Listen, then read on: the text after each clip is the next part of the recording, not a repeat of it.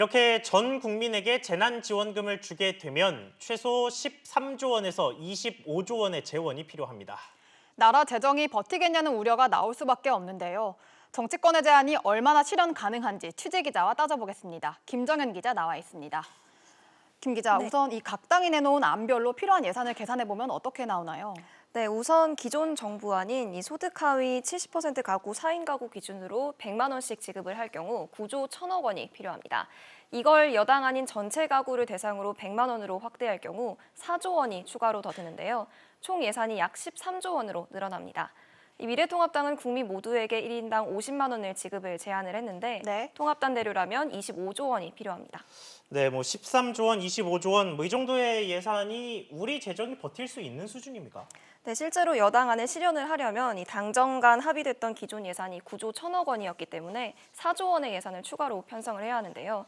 이 통합당 등 야당안을 실현하려면 512조 원에 이르는 올해 본 예산을 아예 재구성을 해야 하는데 그런데 이 중 절반인 260조가 복지 예산 등 의무 지출이고 나머지 절반 중 일부인 사회 간접 자본 예산 등을 조정을 할 수는 있겠지만 이 수십조 원까지 마련하기는 좀 어렵습니다. 결국 재난지원금을 늘리려면 적자 국채 발행이 불가피한데 이 재정 건전성에 대한 우려가 커질 수밖에 없습니다. 네, 이미 국가 부채도 상당한 상황 아닙니까? 네, 그렇습니다. 현재 1차 추경 기준으로 이 GDP 대비 관리재정 수지 적자 폭이 4.1% 수준인데요. 2차 추경 예상 규모인 7조 원을 적자 국채로 충당을 한다고 가정을 하면 이 적자 폭은 4.5%까지 높아집니다. 지난해보다 1.0%포인트나 더 높아지는 겁니다. 네, 지금 이 제안들이 다 정치권에서 나오고 있는 건데 기획재정부라든지 청와대 쪽의 반응은 어떻습니까? 네, 기획재정부는 공식 입장을 밝히진 않은 상태지만 이 내부에서는 쉽지 않다는 반응이 흘러나오고 있는 것으로 알려졌습니다.